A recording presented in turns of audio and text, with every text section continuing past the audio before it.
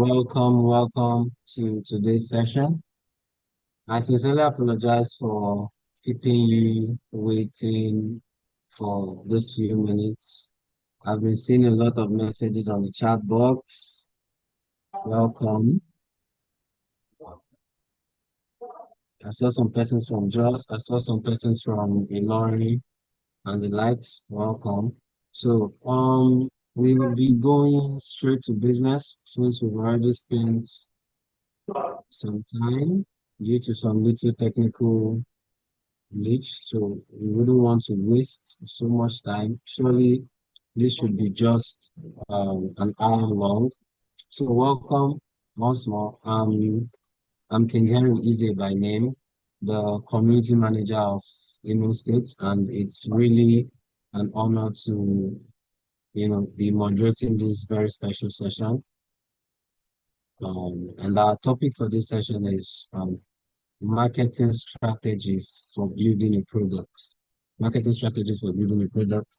And we have, a very, very special industry expert who's going to be educating us on the details of all of that. Some of us before now, we most likely have gone into, some business or products marketing kind of courses where we're going to be learning about the 4 Ps, the SWOT, the SWOT, all of that stuff. And trust me, our speaker here is going to break all of that down for us and very shortly. So our speaker is Theodore. Permit me if I make a mistake. Mr. Theodore Longji, Mr. Theodore Longji, and he's a product expert. He's a product and community manager and the director of ecosystem at Innovation Support Network ISN. He has over 10 years of experience, in championing communities and conversations around entrepreneurship and innovation, growth of the tech ecosystem. He's helped, mentor and train startup founders, especially tech-driven startups, business advisory, and deepening the entrepreneurial culture amongst, the Nigerian youth. And from all what we've mentioned earlier, um, we're going to be going right straight into our speaker. Mr. Theodore, thank you so much for um, joining us for this very special session. And just in case I missed anything, please pardon me. So please, sir, you can just go ahead and, say a couple more things, just in case I missed out any. Thank you, sir. Yeah, thank you for having me. I'm really, really excited to be part of this webinar series. I'm personally, interested um, about the vision of 3MTT. At the level where we are, it's basically what we've been doing. 3MTT is at the national level, and we're excited about the potential that the program has, especially for young people who have the desire to be developers or whatever area of specializations they want, which 3MTT has. So it's a really, really exciting. I like to also want to commend all the team and also the minister for this initiative. It's a good one. We are excited about it, and we'll ensure that it doesn't stop. It will ensure that it continues, so that we'll continue to have young people, securing jobs in the digital economy. Thank you. Thank you so much for that beautiful insight. I totally agree with you. You're very, very correct. And even The TriMTT project is literally, the biggest accelerator program in the world, which is something that always I'm so proud about that it's a first coming from Africa and Nigeria most especially. It's really hard to find any government anywhere in the world that's pushing even 2 million, and here we are. And it's not just about this, training and all of that. We want these fellows to, birth, tech products that solves real life problems. And that is the main reason we're having, this session, guys. So welcome once more. We'll discuss understanding your target market, crafting a compelling value proposition, developing a marketing plan, utilizing digital market tools and the others, the likes. So like I said earlier, this session should last just an hour, right?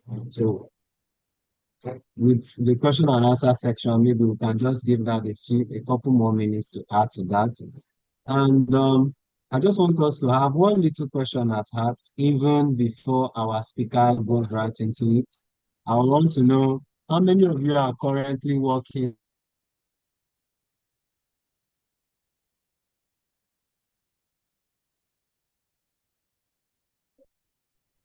I'm really sorry about that. So, like I was saying earlier, how many of us are actually working on any tech product? Please feel free to tell us about it in the comment section, okay? So, with that aside, that being said, I think we can hand over to our speaker to do justice to the rest. Mr. Theodora, may have the floor. Thank you so much, sir. All right, thank you very much. Um, so one of the things that I want to, okay, by the way, I like to ask, a question. I like to know, maybe is there a way they can indicate so we can have a statistics of how many people are building products currently and how many people probably desire to build a product. Probably they have just figured or identified, you know, you know, um, an area where they want to deploy a solution or a problem where they want to deploy a solution. So I like to have that statistics if we have people who will just indicate if you're currently building a product, that will help us, in the presentation, so we know how many people we're dealing with who have, who are doing, stuff already or about to start doing, stuff.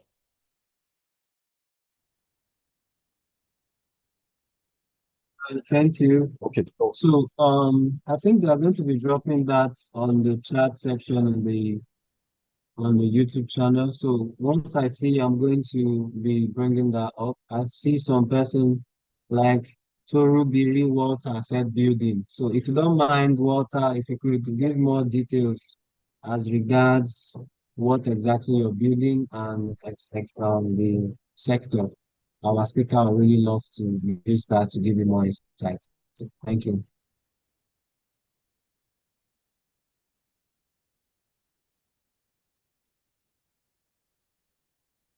So I like to share my slides.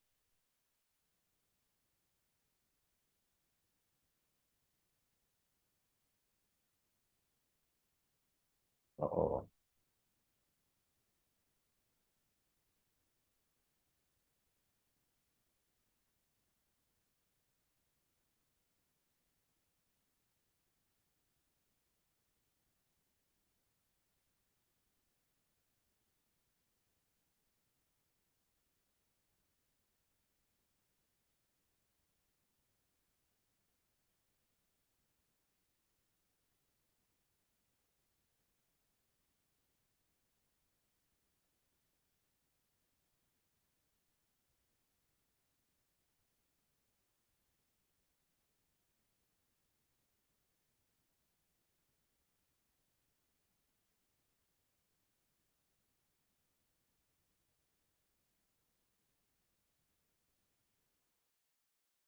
Okay, you can see my screen.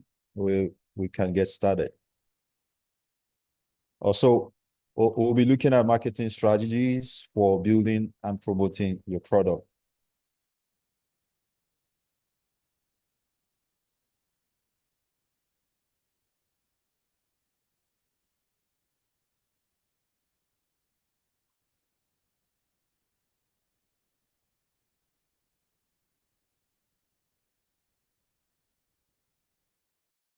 So, guys, welcome, welcome, welcome. We are live, not to worry. From the chat section, some persons are saying they are not hearing any voice. So, if you're just joining, you didn't miss out much, okay? So, you just flow with us. There's actually one very beautiful question that we asked a couple minutes ago, of which the speaker is also interested in, right? We're asking how many of you are currently building a product or working on a product. Tell us about that product and what you're looking to solve and the challenges you're facing in the comment section. I'm seeing a lot of you telling you're building, you want to build. All right, just go ahead and tell us a little more details. Our speaker will be helping you with that, giving you real insights. Okay, so you won't think it is something abstract, but relating to your product. Thank you and welcome once more. All right. Thank you. So while that is going on, in the background, we'll just proceed. So I like this quote. It says most startups fail not from lack of effort, but from lack of insight into what drives customers' action. So persistence and adaptation turn failures into success. So I'll just leave you with this. Just think about it. But it has depth. I mean, it makes a lot of sense. So I'll allow you to just ponder over it while we progress. So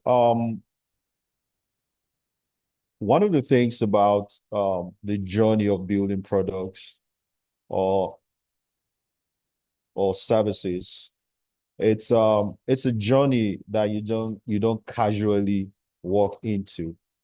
You walk into this kind of journey prepared, right? Because there's so much that's expected of you, as a product builder. So you have to walk, or embark on this journey with a plan, whether you call it strategy, but you have to walk in with a plan. Most times, what we see people do is people just have an idea and they just build the product. So it's up down approach. So you build a product and then you now begin to start marketing the product. But I think that the latter is better, ground up, because you are building with the customer in mind. So even though the two approaches can work, but I like to say that building ground up is a lot better, is easier for you because you are going to be building a product with the customer in mind. Because while you're doing that, you are getting feedbacks. While you're doing that, you are also making them feel some sense of ownership, and they automatically become stakeholders. So by the time you're done, they already know, they've been part of the journey. So it's easy for them, to automatically, begin to enjoy whatever services you have. So you don't have to start marketing all over again. So it's like you're doing so many things at the same time. So very, very important. One of the ways I get to advise young people who come to me and say, advise me, sir, I'm building a product, this, that, I'll tell them, build with the customer in mind. meaning that you can launch, a landing page, right? You can launch a landing page while you try to understand what the customers really want. Because most times we feel we know what the customer wants. We feel we know exactly what they want. But you'll be surprised to know that you don't know much of what they really want. They want your product and services in a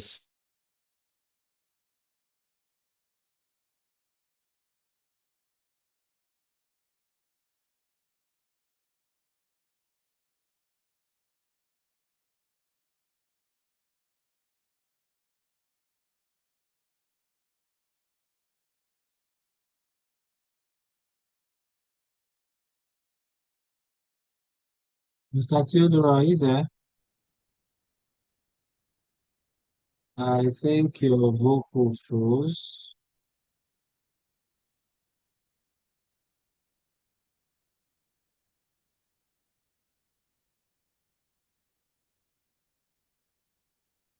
All right.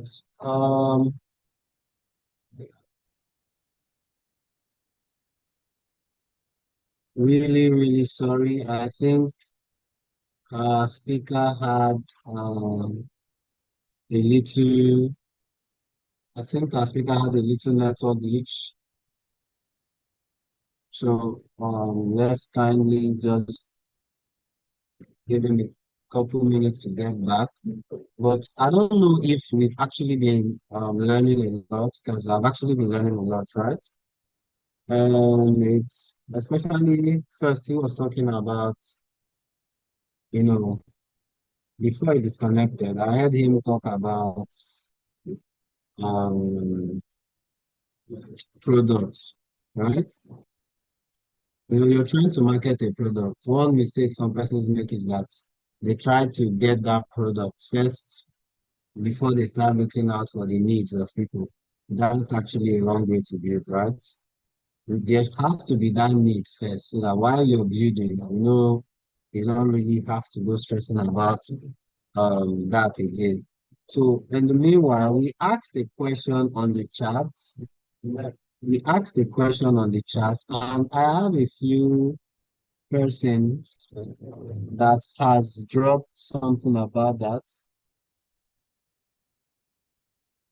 And so far, it's just one person I've been following up with you all.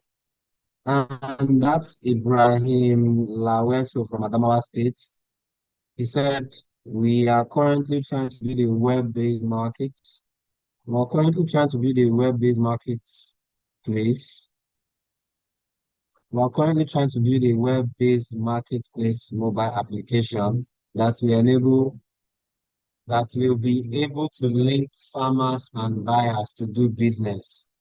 Okay, that's one.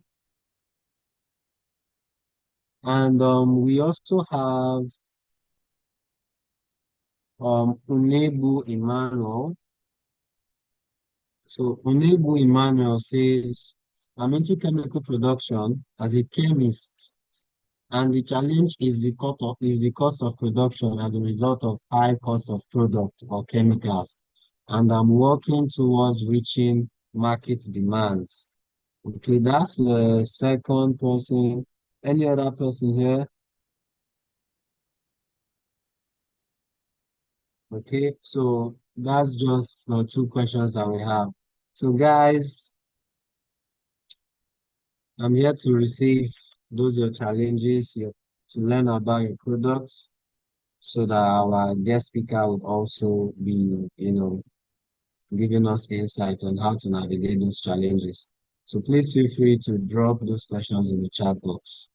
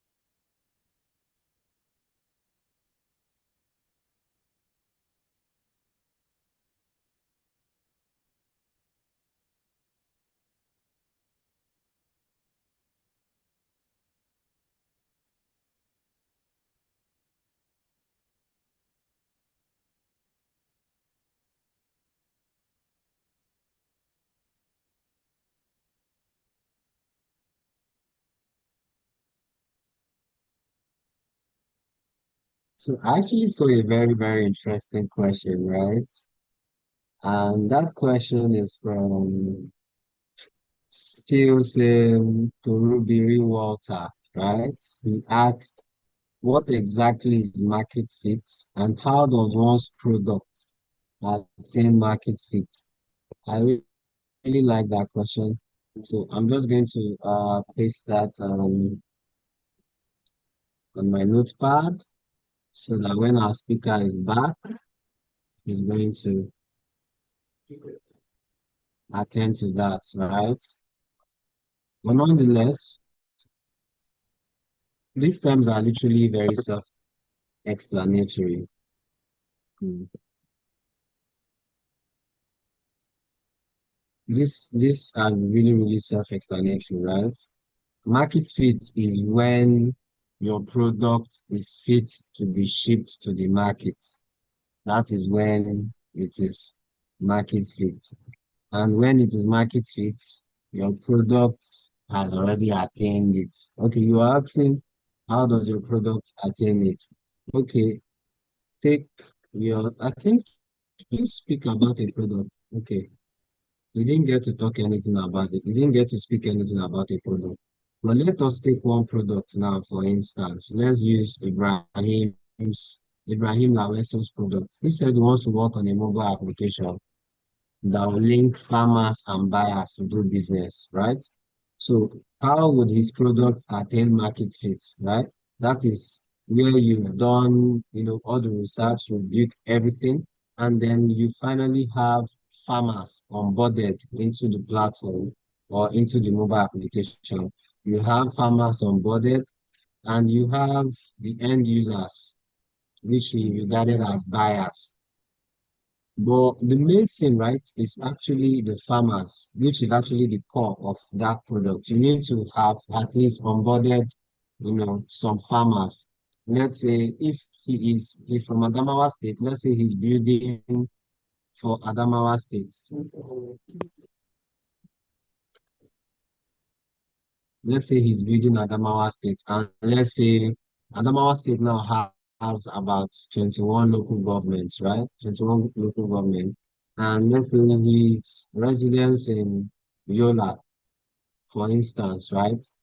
Let's say, so if he's building that product now, he could just start off with the Yola residents, try to find at least 3, 4, 5 farmers within Yola, and then that product is ready to ship. All you have to do is start looking for end users who would like who will be buyers that will buy directly from these farmers that are around Yola. And those buyers has to be within Yola. So that's just the main step. You know your product has attained market fit. The other thing you can scale. Gradually you start extending into other local governments. Before you know it, you've covered all the local governments. Before you know it, you're already in other states. You're already in other states, right? Maybe you might have gone to Niger and even the south, the west, and the east. Our speaker. Oh, Mr. Theodore, you've been here?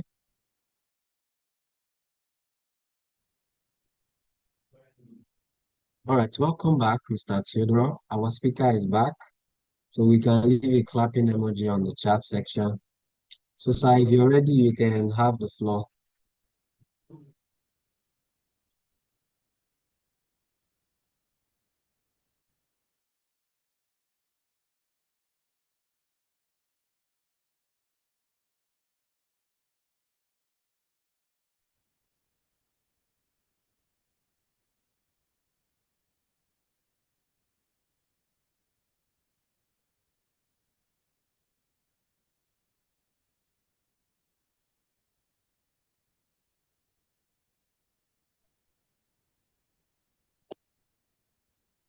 Well, there's this question is ChatBot, right?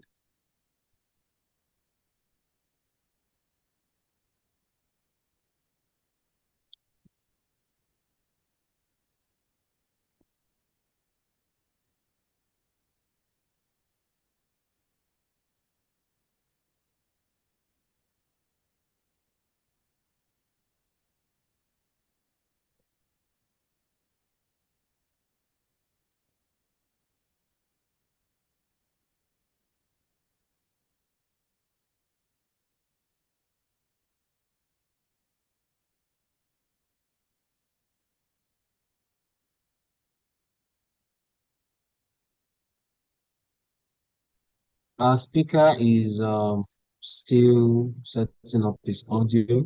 While he's at that, you know, I see Fidelis. So what I believe I have, given you some insight as regards what market fit is and how your product can attain it. So we have a question from Fidelis Agudu, or I don't, it's a statement, more of a statement than a question. He said, he's in the process of making detergents, but cost of product are too high. Okay.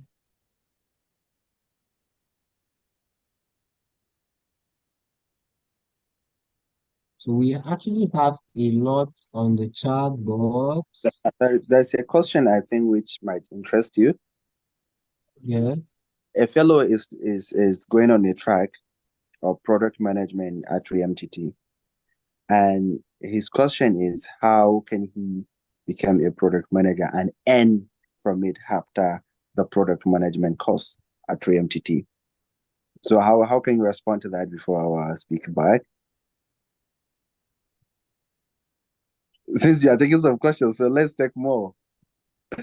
Madam, you are literally, you are the project person here, right? So please do me the honor, sir. So there So, is one thing about product managers. I if you are going through product management course at GMTT, I want you to look at it as you have to take or to learn a bit of everything. Because you need to know UI, you need to know not much of it, but you have to know a bit of everything. The UI, the front end, the back end, the customers, the business part of it, almost everything. So what you do as a product manager is you manage the product from conceptualizing of the idea to the market. So you have a job.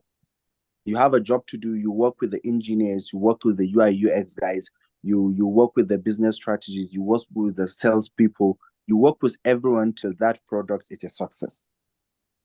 So it's you are doing some kind of a role of people who do in a building, a project manager who go out and manage a site. You see, from the foundation to the painting to everything of the building, he's involved. So product manager is someone who manages technical tech product from conceptualizing of the idea to the product that at the time of the product hit the market. Yeah. So I put a background, right? Yeah. So now our speaker is back. So we let the speaker continue. It's technical issue. We are sorry for. thank you so much for that Yeah. beautiful contribution. So you have that from the product manager. Thank you, madam. So, Mr. Theodora, we sincerely apologize for this unfortunate network glitch disturbing, the free flow of knowledge. So please, if you're ready, you can go ahead, Yeah. sir.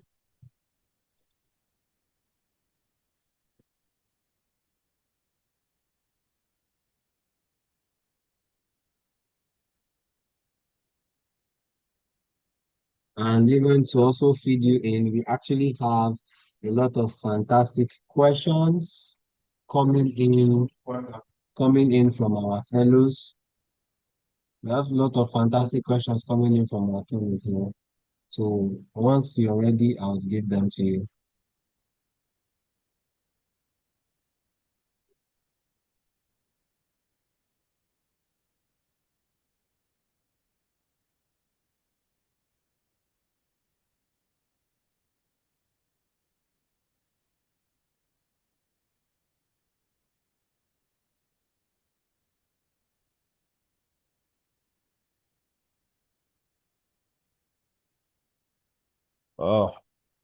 Ladies and gentlemen, apologies for the disruptions. We're still in Nigeria. Actually, it rained in Jos, so the weather is kind of not really conducive, but we'll make some progress, God's willing. Yeah, so I remember the last thing I was talking about is I was talking about know your target audience. Who are you building your product for whatever or services? Do we have enough people who are willing to patronize or have that pain point that you're trying to, solve. So these are some of the issues, very, very important things you need to consider when you're building a product. So remember we talked about building a product while you're marketing. Moving forward, I have some examples where I will talk about some companies who are marketing as well as building. So by the time they are done, they already have good number of customers who are ready to just, begin to utilize, their services. So that's one of the things that I've been advocating for. Do not wait until you build, your product ground up before you start marketing. You start marketing the moment you start building, right? So while you're doing that, you already have people who are already waiting for you to start utilizing your product or services. So we talked about conducting market research to identify your target audience, their needs. Sometimes we think we know the needs of our customers. Trust me, you may not know a bit, you might not know the entire thing, but if you go deeper, you'll be able to understand really what their problem is, right? And then solve it the way they want it. They may want it in a way and a manner. So if you're building with them, they become stakeholders and they tell you, I want it this way, I want it that way. So you're building something that does not fit the needs of your audience or your customers. So customers are key, or your audience are key, since whatever you're building for them. So demographics, you need to know their age range, you need to know things like that. You need to even know their psychographics. These are very, very important information that you need to know while you're building. So I tell you a story. Somebody was built a business, a restaurant business. And so somebody who knows business very well. We're talking about we're talking about people who have some form of experience building and then making some mistakes along the line. So in this space, you can be very knowledgeable, but there are certain things that you must understand, you must do. For instance, your research will tell you who your customer is while you're building, right? So he built a restaurant, and of course, one would think that restaurant business is for everyone because everybody eats food, right? Both the young, the old, right? We all need eat food. So, but if you look closely, there are different kinds of restaurants today. So he built a normal restaurant, got a chef to help with the food. Of course, if you have a chef who cooks food, of course, that's a good business. I mean, it's a restaurant that everybody wants to go because you are sure of a good meal, tasty meal, right?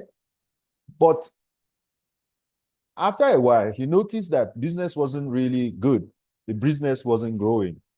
So he went back to the table. And one of the exciting things about building businesses or building products, you can always go back to the drawing board and say, hey, what am I getting right? What am I not getting right? Or what am I getting wrong? From there, you pick up the pieces and then relaunch again. So it's a learning process, continuous learning, So he went back to the drawing board and now realized that, okay,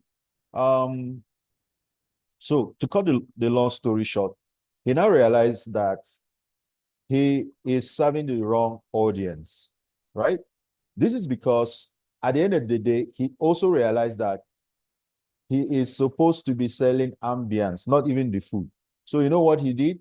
Because he gets to pay the chef a lot of money. So he now fired the chef, then brought in, an average cook. Since food is not what he's selling the ambience. And then, kind of made the place look nice since it's ambience. Touch the place looking very, very nice. So people come in there to just enjoy the atmosphere, very cozy place, and they eat the food, whatever it is that's being served, and they go. So at the end of the day, people are not the particular segment, right, of that customer are not keen about whether the food is tasty or what or not. They are just about the environment, right? So at the end of the day, you realize that he's selling the environment or the ambience rather than the food. So if you look deeper, you'll figure out what your customers really want. So by the way, this set of guys are Gen Zs, all right? So you figured out that he should be selling to Gen Zs rather than every other person who needs food. So research is critical. Now, tailor your product and promotional efforts to meet the specific needs of your target audience. So if you are dealing with the Gen Zs, of course, you know what they like. Probably you meet them at TikTok, you meet them at the social media, specific social media platforms where they are. So these are where you channel your promotional efforts and those specific social media platforms. That's the moment you know who they are. Like I said, there are other tools, there are frameworks that can help you determine who really is your customer. I mean, who are the segments and the various mediums or where you can meet them. Those frameworks are free, online. So set a clear goal. Of course, before you wake up and say, I want to build a product, you already, have a clear goals and objectives. So you have to define these goals. At the end of the day, these goals have to be measurable. This is how you know whether you're making progress or not, right? Then these goals will guide your strategies and help you track progress, like I mentioned. So some of the examples of goals will include increasing sales, expanding market share, or enhancing your brand awareness. Yeah.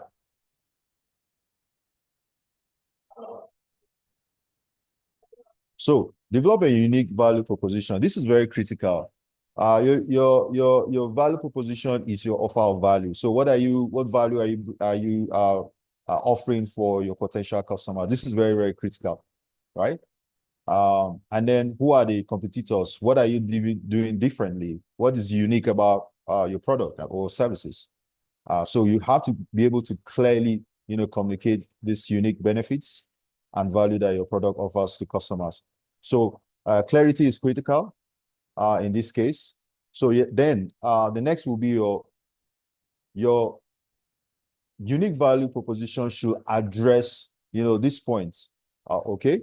The points for your target audience and explain why your product is the best solution. So at this point, you're trying to tell them, hey, my product has this and has that, and it's better than the other guy, my competitor, and stuff like that.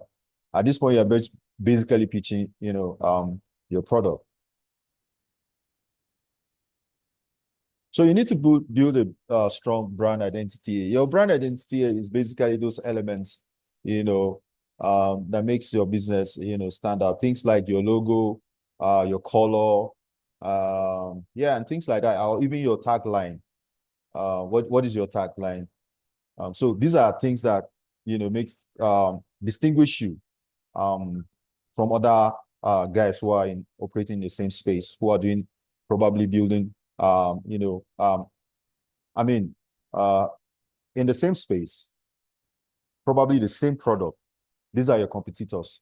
So you have to have something that makes distinct you, make you different, right? So it has to be memorable. It has to be cohesive, that's including your logo, your tagline, and then even your brand voice.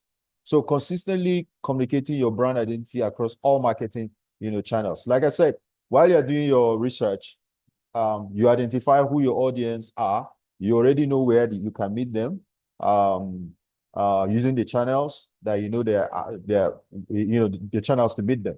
So once you identify those things, you'll be able to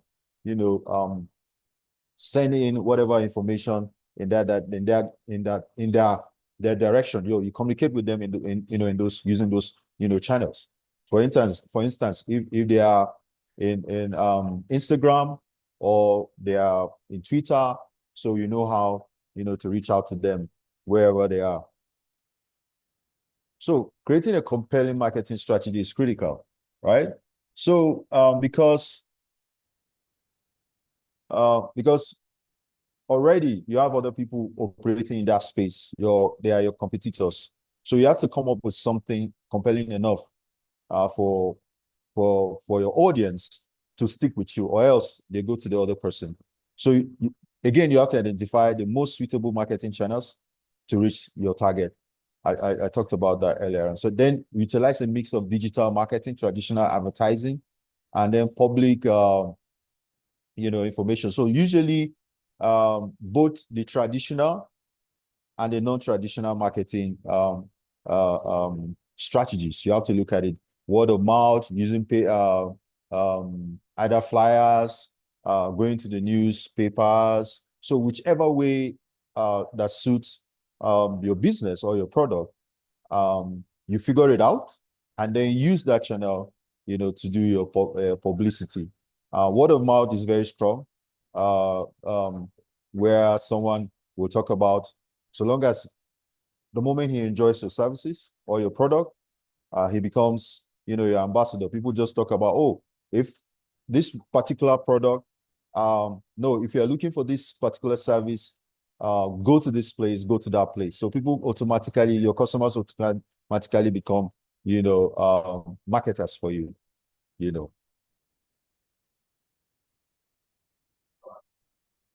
Leverage influencer marketing. Collaborate with influencers or industry experts to promote your product to their followers. So for instance, you have an industry expert who can become your ambassador. He'll be able to promote your product to their followers. Normally influencers have large followership, so it's easier for them to convince their followers, because most of their followers look at them as advisors, as people, basically advisors, people they look up to. So whatever direction they are going, their fans and followers tend to follow in that direction. Then influencers, you look at people like for a typical example of a web hosting company that just launched. What they did was they did a top-down approach. They just woke up one day and then decided to launch after building the product. And they got in an influencer.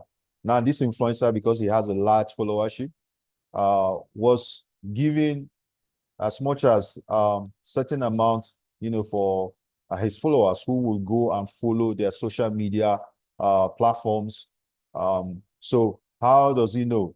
So if you follow the media platforms, you screenshot and then you DM, things like that. So that's how he gets to know if you have done follow up, carry out this instruction, and then he gets to credit your account with an amount of money. So these are ways that influencers are making the difference for companies who have a large amount of money for marketing.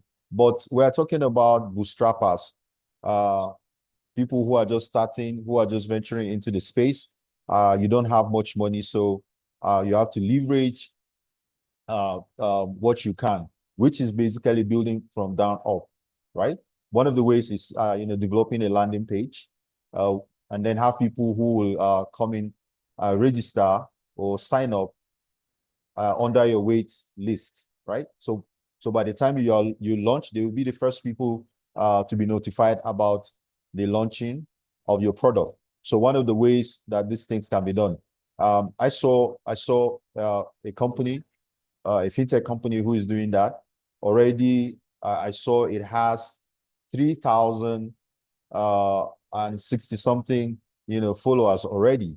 This product has not been launched, but on the landing page, everything concerning the product is there, like the benefits and what have you, and the features, so there's sufficient information for people, potential customers, to say, hey, I really want this.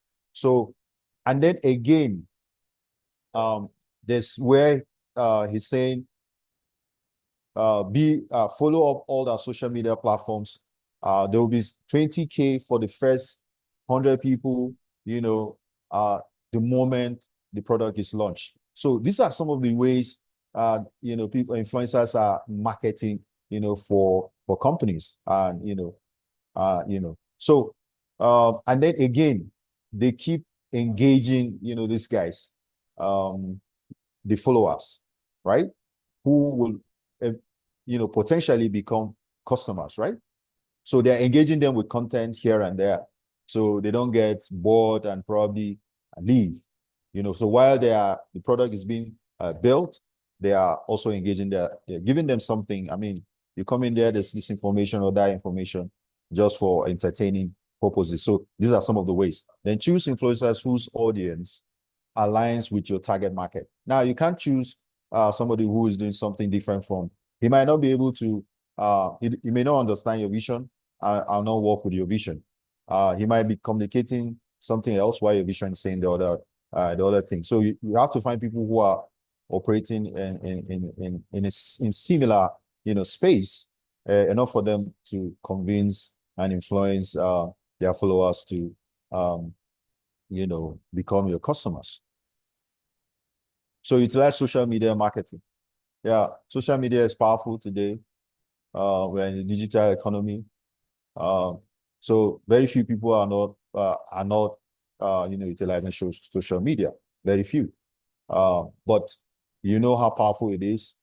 So if you are not utilizing social media for your marketing, then you're missing a lot. We have seen products, like I said, these products, even before they are launched, they already have social media accounts that people can follow. So you promote your businesses through those mediums, and people get to know about it and even anticipate when it will be launched, and all that. So create engaging content that resonates with your target audience. The content has to be very, very engaging. Gone are the days where you just drop content anyhow. Today, contents are compelling. It has to be compelling enough for someone to say, make a decision to stick with you, or as a customer. So use targeted advertising. So you have to, that's segmentation. You have to segment, that way you might just get a good share of the market. So targeting, if you break it down, you realize that on each segment, right, you'll be able to get a good number of customers who will be able to bring in the money. And then user-generated content.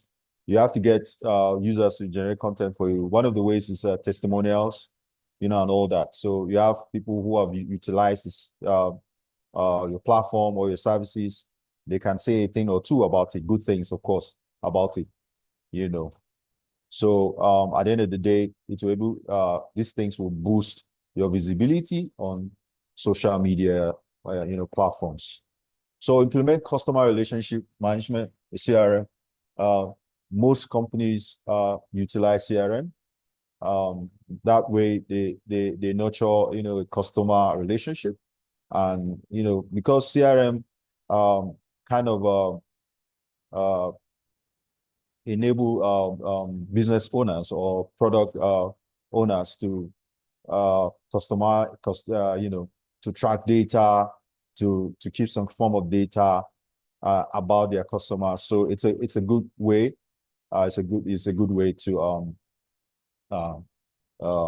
ensure that you have a good relationship with your customer and you keep them for a very long time. Yeah. So building strong relationship with your customer leads to brand loyalty and repeat purchases. So you want them to keep coming. You want them to keep coming because that's how you make money. So for instance, you need 100 people that for sure will buy your product. So if they buy your product at, let's say, 1,000 naira, so yeah, you're sure of that number, So these are the things, and then you keep growing that number. So that's how to keep people, potential customers. So monitor and analyze results. Establishing a strong brand, brand identity helps create trust and recognition for your product. Brand identity creates trust. So I know that if I see your logo anywhere, what comes into my mind is trust. What comes into my mind is, oh, we know this person. Oh, no, it's for real. So it's very, very critical, right? So regularly monitor and analyze the performance of your product, promotion strategies. You need to be able to come back to the table. Are you making progress, or you're not making progress? Do you need to change strategy? Do you need to shift slightly to the left or to the right? You need to do that. every day. We live in a world where customer behaviors is critical. People wake up tomorrow and say, this is not how we want it. We want it, another way. So you need to pay attention to what the data you're getting, from your analytics, or you need to pay attention to that data. So that will inform you to make the next decision to ensure that that behavior, whatever it is that needs to be nipped, is nipped in the bud. So then use analytic tools to measure key performance indicators. So of course, like we said, so what are the metrics that you're measuring? It could be sales, it could be the website traffic, how many people come into your website, and then your social media engagement, how many people come in, what are the impressions, what are the likes. So they are very, very critical. It will enable you to know whether you're making progress or not, whether you need to iterate slightly or even pivot, as the case may be. So make data-driven decision to optimize your strategies and achieve better results. So this is really, really critical. This is, where data is critical these days, So recap, building and promoting your product requires a thoughtful and comprehensive approach. By understanding your target audience, setting clear goals, and implementing effective strategies, you can achieve success. Remember to continuously evaluate and adapt your strategies to stay ahead in dynamic marketplace. You agree with me that the marketplace is very dynamic. You wake up tomorrow, there are trends every day. Like I said, customer behavior is key. It's really what's killing business. It's what's killing market PMF, product market fit.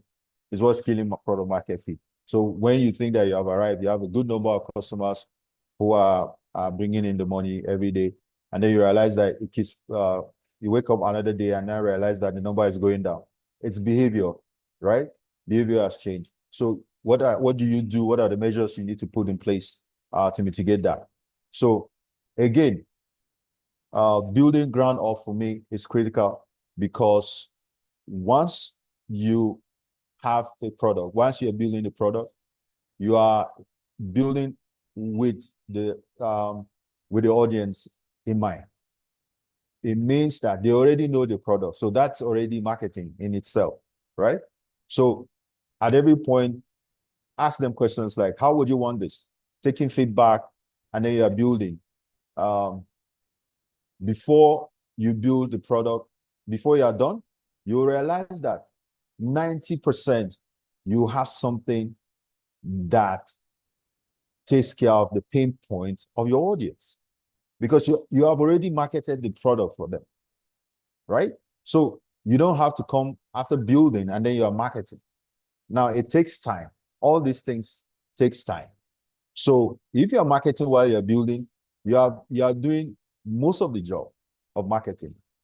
So once you're launching, probably when you want to get a share of the segment or the market share, but you already have, let's say, maybe 5,000 followers who have been following you through the journey to your launch. I mean, there's nothing as exciting as that when you build with the guys, with your potential customers in mind.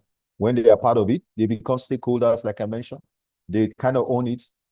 You need to hear when conversations, they will be like, my feedback, this is the feedback I gave in the when they are building, and they took the feedback. People just kind of, feel this sense of, ownership, and, feel free and just want to be there. They become your loyal customers at the end of the day. So, so for me, that's it. So I think with that, we have come to the end of this presentation. So I'll take questions if we have. Thank you. Thank you so much, Mr. Theodoro. It was really, really an inspiring session. And even our fellows connected with us on our YouTube are really, really inspired. So even there are actually a handful of questions, and even before you started speaking, where we asked about what our fellows are building and their challenges they are facing. So that's the two segments. That's the two sections we have now. So which one would you like us to go with first? Should we go with the questions first, or we should talk about their products and their challenges? Okay, so let's go with the questions first. Okay. Thank you very much, sir. So I would love to start with the very first question from Torubiri Walter, although I may have actually shared my little insight as regards that question. But just in Okay. 1 minute, you can still just give a little addition because you are the product person, you have the the giant scope. He asks that what exactly is market fit and how does one's product attain it? In simple terms, market fit is a product that has the market, a product that fits the market. The market is whoever. Just imagine the market. There's a market for, so you mean you have all customers. The customers are the market. So if you're building something that doesn't have a market fit, it means that it does not fit the expectation of the customers who make up the market. So when you talk about market fit, it means that there's not alignment. Whatever you're building does not align with the expectation of the customers, right? So that's just basically what it means. All right. Thank you very much for actually sharing an insight into what market is and what market fit is. So I would also love to make mention of that term product, right? Because I saw some questions surrounding that. So when you hear products, in this session, when you hear product, especially now that we've all come into the tech space, right? When you hear product, it simply means any any system put in place to solve a problem, right? That is a product, right?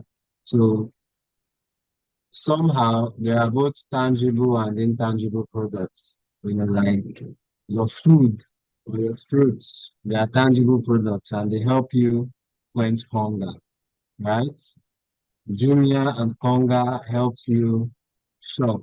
They solve e-com and all of that. So I see some persons were asking in the chat section, what what am I going to be selling in the product? So you can be selling software, right?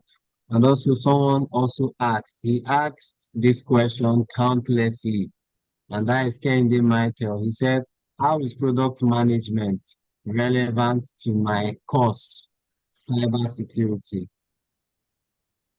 So you can have the floor, sir. Okay, so let me start the last one. As a cybersecurity expert, you have a big role to play in products. Now, in this day and age, you agree with me that we have cyber crimes because we are transitioning into digital economy. So most of what is utilized in this economy, all the digital products we talked about, the likes of the either Jumia. So if you are performing a transaction via Jumia, a transaction happens where you get to supply details from your card, and all that. So as a cybersecurity, your job, you might be employed to ensure that you reduce the level of fraud. So like what we have, banks also have cyber because there's a lot of transaction involving money using cards. So the idea is to mitigate and ensure that people do not gain access into the system and defraud people of their hard-earned money. So you'll find out your job will probably be coming up with strategy to mitigate some of these things, these challenges that can happen or anytime, any day. So the bank will be paying you to ensure that this particular product while people are utilizing it or using it, somebody does not take advantage. A cyber criminal does not take advantage and defraud people of their money, and even the bank in most cases. So your job, you're a watchdog. Your job is to protect the product, ensuring that things like that do not happen. So it's a good thing that you're doing, especially now. It's now that we are becoming more digitally inclined. Every processes are being automated. So it means there's job for you. So don't worry about what somebody is doing with this product. Your job, have a specific role, which is to protect and ensure that systems are stable and are not attacked and are not hacked and people are not defrauded. Yeah. So I don't. What's the other question again, please? If you can just. Okay, sir. Yeah, thank you very much, sir, for that. So just to also add, just in case it's mistaken, the topic is marketing strategies for building a product. So I just also want to point out to the fact that if that might actually be the direction of your question, just know that wherever you are, you can build a product from wherever you are, whether it's tangible products or a SaaS product or cybersecurity product. You can look for ways where people can stay safe on the internet or however, right? Just to add to that. So thank you very much, sir. So there's also one more question. Okay, I'll just give you like two. The first person, Ibrahim Laweso said, how do I forecast my revenue projections knowing I haven't started yet? How do I forecast my revenue projection knowing I haven't started yet? And so this one is from Evangelist Ekene Dilichukwu. He says, tips are to identify your market audience. More light, sir. Okay, I think this one is actually pretty easy. So the next question is, you mentioned that customer behavior is killing markets. So what are the best practices for handling these challenges? So I don't know if you got the question, sir. Yes. Okay. So let me respond to this one real quick. It just paying attention to your customers. You have to come up with strategy from time to time, how you reach out to your customers, get some feedbacks from them. So if you don't have conversations or if you don't reach out over time, you realize that somebody who is giving them some form of information will wake up, will win them over, right? So you have to reach out and hear their views, or else you wake up one day and realize that they are no longer with you. So it's a problem. And just paying attention, reaching out is critical, right? So this is how you mitigate that. So from time to time, know how they're doing, know whether you're serving them well, know whether if there's something they want you to do to improve on what your service or your product. So these are questions how do we serve you? How do we serve you better? So customers need to know that you care. You need to also create a relationship. These are the ways you can reach out.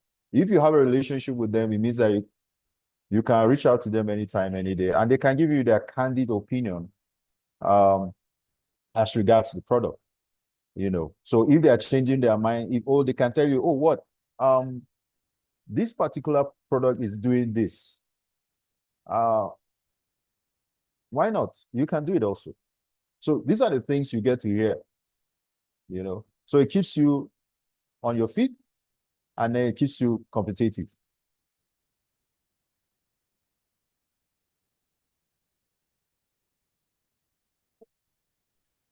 All right. Thank you so much, sir. So there are a little simpler questions here that I don't think I should be, okay, Babatunde Aminat asked, can school establishment be part of one's projects? So as far as you say projects, yes, that is a physical project. Maybe you want to own a school. That is still very, very fine. Yeah, and that is also a tangible project, right? So Amin Bashir said, concerning goal setting and strategy, how can one maneuver the countless sentiments that our people are known for, especially when a new idea is brought to their knowledge? I don't know if you got that, sir. Oh yeah, I'm trying to understand sentiments concerning new products. Yeah, I mean, we're humans. People like to try new things. Um, Yet again, people are also critical about trying new things. So things they are not sure about. So yeah. So if you are launching a new product, you have to find a way around it. You have to find a way around, breaking all the sentiments around all these things. So people are scared of trying new things. Oh, well, I'm already loyal to this person. So you don't need to think about those things.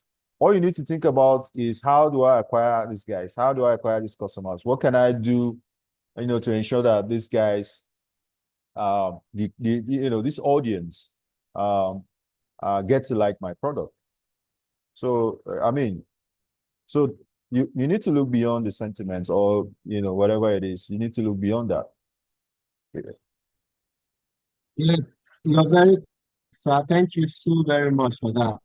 And even to even better explain this, I think I also saw a lot of questions on the chat box, people asking about what is target audience, what is target audience, how do I locate my target audience? And a real example is, you know, if you're, let's, for instance, if you're selling, or what's your target market, it's still the same thing, right? If you're selling baby, baby stuffs, baby diapers, baby bathing buckets, baby soap, baby oil, all of that stuff. You cannot really go and situate your business place in a location where there are lots of banks, right? It's a location where there are lots of banks, let's say Bank Road. You can't go and situate such a business there. But if you go to a location where there are lots of midwifery or lots of hospitals around, surely you're getting yourself closer to your target audience. Or you cannot go and be opening a bookshop um, around a carpenter section. So that is, so you know what your product is, you know who are the people that need your product. You try to situate your business in that area. Like you see, when it comes to the parts, motor parts business, there's a very popular place in Lagos where everybody goes to get that. So that is literally, locating your target audience. Now, why I'm saying this is simply, it also boils down to even, let's take, for instance, the fintech business. I remember when fintech actually started up newly, the take was really, really low, right? Let's say the likes of OPay, Kuda, PalmPay, and the rest. People say, I cannot put my money in a place, a place I'm not seeing. What if they go with my money, right? This was literally an average Nigerian. This was literally the story they will tell you. That is the sentiment. And of course, it's justifiable because they've either had personal experiences of even physical banks crashing. So trying to educate them about their money is being insured by NDIC, they are licensed by CBN, they may not really want to go towards that bias because of their sentiments, right? But these fintechs focused on their target audience, right? And what do you see happening now? It's almost very difficult to find a family or a household where you don't see anybody with at least an OPay or PalmPay account. So you just narrow down on that your target audience and you see how, gradually you will grow. So I'm going to take this last question so we'll wrap up the session. This one will be for you, our amiable speaker, Mr. Theodore. Someone asked, and it's something we all relate with. He's asking, he said, There's a popular saying that the customer is always right. But what if your customer cultivates the habit of purchasing commodities on credit without paying on time? So what do you suggest he does in this situation, sir? No, again, I've seen another um in most shops, where it's written boldly, when friends and family, right, pay, the business survives, or something like that, or the business grows. So it tells you that, well, it depends on the arrangement. It depends on, again, the kind of business. So if you're a lending company, your job strictly is to, right? So your customers, those who will come and collect money for credit or get money for credit, are your customers. So you will love them, right? So, but yeah, of course, if it's a critical business where people take products or enjoy your services and don't get to pay when they are supposed to pay, then it will begin to affect your business. Trust me, at that point, you're not going to be looking at whether the customer is right or wrong. At this point, the customer is wrong.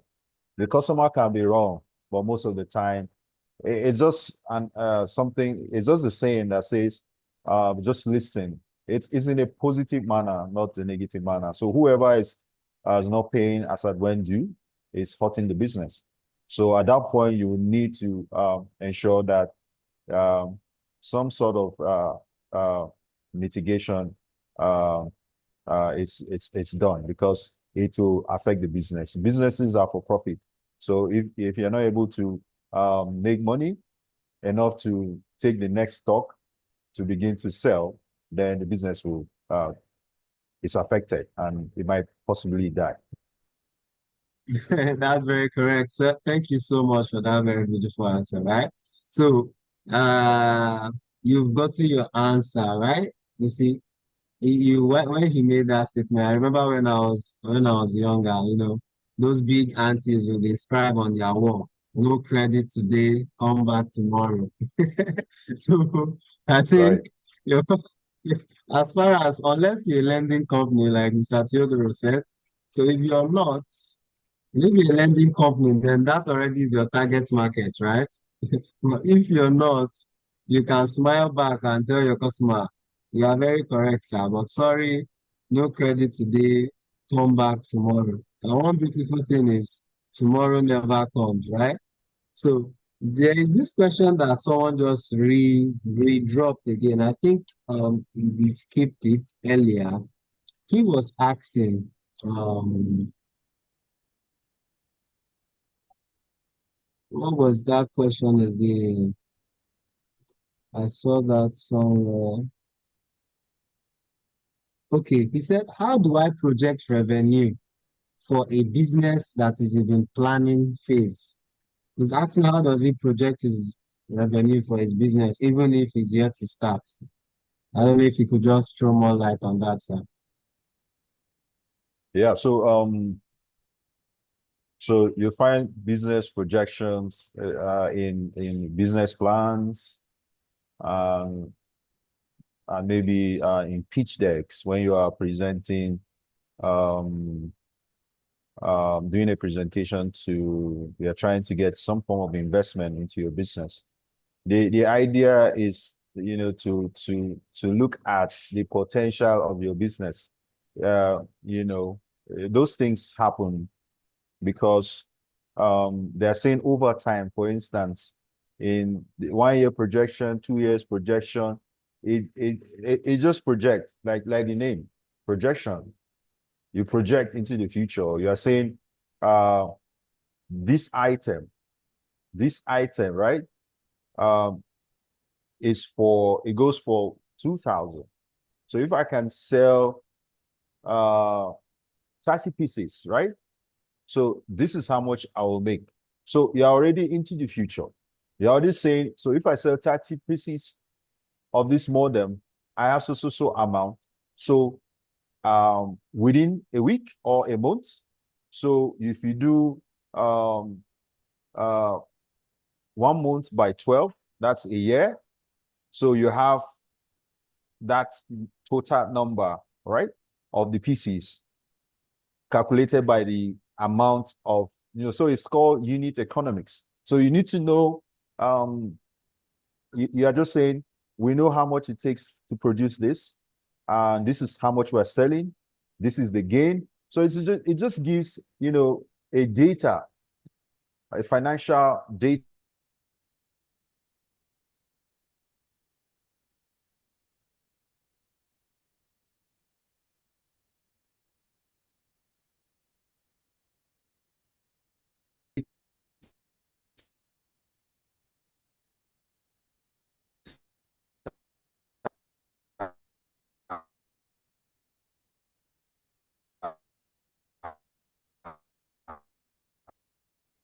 Hello, sir. Sense Can you hear because me? Okay. it's, yeah. Yeah, yeah. Okay, go ahead. So Sorry. can you hear me? Yes, I hear you. Yeah. So it just makes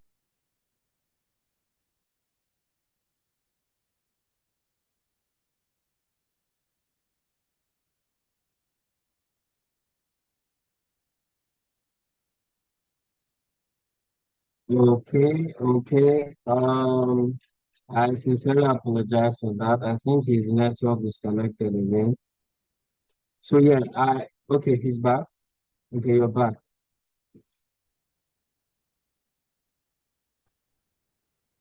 Okay, welcome back. Welcome back. Go ahead, sir. You are saying something. Yeah, so I was saying it gives whoever is funding the business or an idea of what you can make within the year, within a year or the first year, the second year. So they know, okay, that if all things being equal, giving you the amount of money, you are able to do your unit economics. We know how much goes into production. We know how much we're making as our revenue. So those numbers tells the investor or that this is how much that will be coming in yearly, and so this is how much profit we're making. So it just gives a snapshot of within 3 years period or 2 years period what the product can achieve, or the company, all right, can make on this particular product. So I mean, it's a good thing. It's a good thing. I mean, it's something that is done, globally and internationally. Even if you try to get loan to fund your business, the bank would ask you to bring a business plan, and business plan has those projections, those financial projections. All right. Thank you so very much, sir. Yeah, you actually gave that complete insight. So, I just hope you've gotten your answer now, Ibrahim Laweso. So, at the day you gave a real business, would have known how to possibly giving you that guide. You can take, for example, if you're into logistics, let's say bike delivery, right? Let's say you realize that the average cost of a delivery is say 1,500, and you say you want to do for 1,300. You do that's more like what you'll be solving for, and then you say you want to deliver at least 10 a day. So that means 13,000 naira a day. And you say inside that 13,000 naira, 8,000 will go for food. Or let's say you can say you deliver 20 a day, which is 26,000. We say 10,000 naira goes for fuel, which leaves you with 16,000. Then, over 30 days, then you deduct the biker's salary, you make provision for maintenance of the motorcycles after a year period.